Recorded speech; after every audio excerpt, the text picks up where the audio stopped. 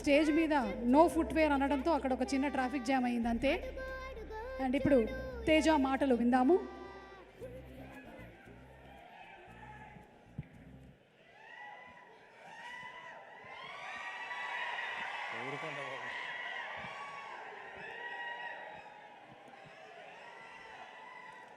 అందరికీ నమస్కారం.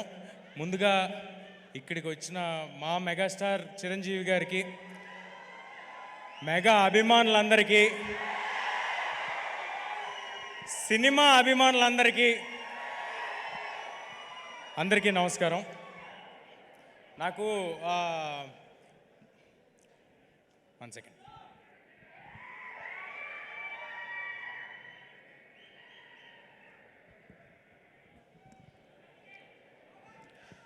నాకు మామూలుగా మైక్ ఇస్తే మాట్లాడేస్తాను, కానీ ఇవాళ ఎందుకో కొంచెం టెన్షన్గా ఉంది.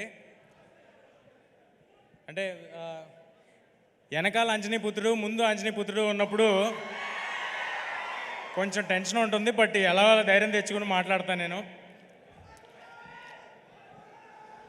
మన ఇతిహాసాల్లో రాముల వారికి సాయం చేయడానికి హనుమంతుల వారు వచ్చారు. మన హనుమాన్కి సాయం చేయడానికి రాముల వారే హనుమంతుడి రూపంలో ఇక్కడ మా చిరంజీవి గారిని పంపించారని నేను నిజంగా అనుకుంటున్నాను. చిరంజీవి గారు సినిమాల్లో మాత్రమే ఆపద్బాంధవుడు కాదు, సినిమా వాళ్ళకి కూడా ఆపద్బాంధవుడు. ఎవరైనా గెలిస్తే ఫస్ట్ ఫోన్ చేసి ప్రశంసించేది చిరంజీవి గారు, ఎవరైనా ఓడిపోతే ఫస్ట్ ఫోన్ చేసి పరామర్శించేది చిరంజీవి గారు. అలాంటి మా ఇండస్ట్రీ పెద్ద మా చిరంజీవి గారు. నేను నా జీవితంలో నేను ఎవరికైనా థ్యాంక్స్ చెప్పుకోవాలంటే మా మదర్ ఫాదర్ తర్వాత నేను ఎవరికైనా థ్యాంక్స్ చెప్పుకోవాలంటే అది చిరంజీవి గారికే. ఆయన్ని చూస్తూ పెరిగాను, ఆయన్ని చూస్తూ ఇండస్ట్రీకి వచ్చాను, ఆయన్ని ఆదర్శంగా తీసుకుని సినిమాలు చేస్తున్నాను. నేను ఆయన ఏకలవ్య శిష్యుడిని నేను అనుకుంటున్నాను.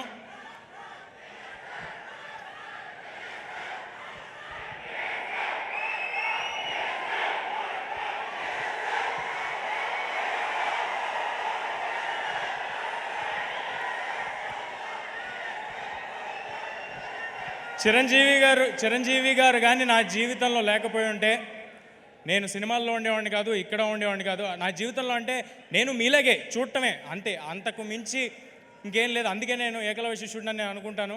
అలా చూస్తూ ఇండస్ట్రీకి వచ్చాను. ఇవాళ మీ ప్రేమ ఇక్కడ నిలబెట్టింది నన్ను. సో నా ఉనికికి, నా ఉన్నతకి కారణమైన చిరంజీవి గారికి పాదాభివందనం సార్. ఇక్కడికి వచ్చింది.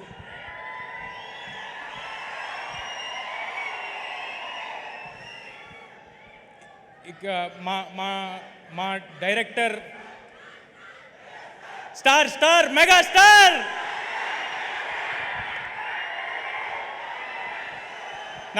నాకు ఎవరైనా నేను మర్చిపోతున్నా ఇది నా ఈవెంట్ అని, నేను సినిమా గురించి మాట్లాడాలని మర్చిపోతున్నా. నాకు చిరంజీవి గారి గురించి మాట్లాడుతుంటే అలా ఉంటుంది లోపల గుండెల్లో.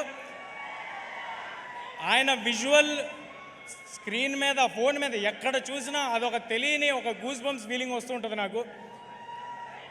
నేను జస్ట్ ఒక చైల్డ్ యాక్టర్ అండి, ఏ బ్యాక్గ్రౌండ్ లేకుండా ఎవరో నన్ను చూసి సినిమాలో పెట్టుకుంటే ఆయన ఇంట్లో పిల్లలతో సమానంగా నన్ను చూశారు.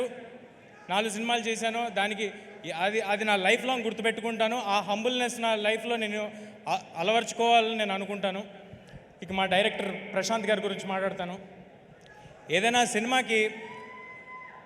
సినిమాకి A to Z 1 to 4 ఎవరు అంటే ఒక 4-5 పేర్లు ఉంటాయి. కానీ ఈ సినిమాకి A to Z మాత్రం ప్రశాంత్ వర్మ గారు. ఇది ఆయన కన్న కళ.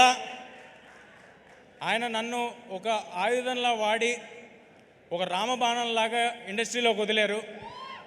I'm very very thankful to Prashanth గారు. నేను జాంబిరెడ్డి ఈవెంట్లో సరదాగా ఓ మాట అన్నాను. ఒకళ్ళు హీరో అవుదాం అనుకోవటమే చాలా చాలా కష్టమైన విషయం, కానీ ఒకరిని హీరో చేద్దామని పూనుకున్నాడు మా ప్రశాంత్ వర్మ అన్నాను. ఇప్పుడు చెప్తున్నాను, చిన్న ఎక్స్టెన్షన్. నన్ను ఇవాళ సూపర్ హీరోని చేసి ఇక్కడ నుంచో పెట్టాడు.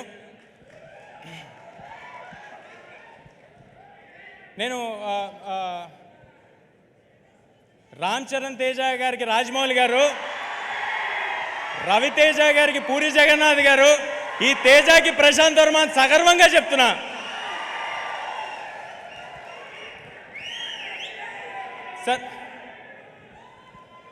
సార్ నాకు ఆయనకి క్రెడిట్ ఇవ్వటంలో ఏ మొహమాటం లేదు. నేను ఉత్సవ విగ్రహాన్ని మాత్రమే. మూల విరాట్ మా ప్రశాంత్ వర్మ. ఈ సినిమా మీరు ఏం చూస్తున్నా దానికి రీజన్ మా ప్రశాంత్ వర్మ.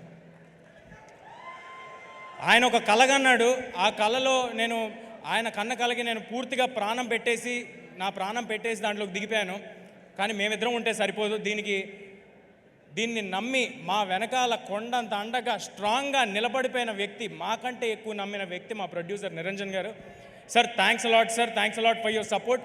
మీలాంటి వాళ్ళు బాగుంటే ఏదైనా సినిమా హీరో కోసం హిట్ అవ్వాలి, డైరెక్టర్ కోసం హిట్ అవ్వాలంటూ ఉంటారు. ఈ సినిమా మీకోసం హిట్ అవ్వాలి సార్. మీకోసం హిట్ అయితే మేము అందరం బాగుంటాం. ఇలాంటి సినిమాలు చాలా వస్తాయి, ఇలాంటి అంబిషియస్ ప్రాజెక్ట్స్ చాలా వస్తాయి. చాలా పాజిటివ్ పర్సన్ నిరంజన్ గారు. ఈ ప్రైమ్ షో బ్యానర్కి ఈ 2024లో చాలా పెద్ద హిట్ హనుమాన్తో రావాలని కోరుకుంటున్నాను. ఒక పెద్ద లిస్ట్ రాసుకున్నాను. అందరి పేర్లు చెప్పాలని, మ్యూజిక్ డైరెక్టర్స్, ఎడిటర్స్ అందరి పేర్లు చెప్పాలని. సమయం తక్కువ ఉండటం వల్ల చాలా ఫాస్ట్గా చెప్తాను. ఈ సినిమాలో ఎవరు కూడా ఇది ఒక జాబ్ లాగా అనుకుని వర్క్ చేయలేదండి. అందరూ అహర్నిశలు ప్రాణం పెట్టి సినిమా సక్సెస్ కోసమే వర్క్ చేశారు. కెమెరామ్యాన్ శివేంద్ర గారు, మ్యూజిక్ డైరెక్టర్ హరిగౌర గారు, అనుదీప్ గారు, ఆర్ట్ డైరెక్టర్ నాగేంద్ర గారు, మా పబ్లిసిటీ డిజైనర్ అనంత్ గారు. ఒక 24 అవర్స్ ఉంటే ఏ నిమిషంలో ఫోన్ చేసినా ఫోన్ ఎత్తేవాళ్ళు మా వంశీశేఖర్ గారు మా కోసం నిలబడిపోయారండి స్ట్రాంగ్గా.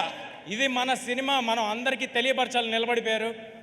మా #మీడియా మనోజ్ అందరూ నిశలు వేరే పని పెట్టుకోకుండా హనుమాన్ అనే సినిమాని ఎంత గొప్పగా మీ అందరి దగ్గరికి చేర్చాలని నిలబడిపోయారు. నేను చెప్తుంటే మర్చిపోతుంటా, బట్ మా ఆర్టిస్ట్స్ని కవర్ చేసేస్తాను. మా సినిమాలో హీరోయిన్, నేను ఎప్పుడు హీరోయిన్లు మర్చిపోతుంటాను. సో ఫస్ట్ ఈసారి అందుకే హీరోయిన్ పేరు చెప్పేస్తున్నాను.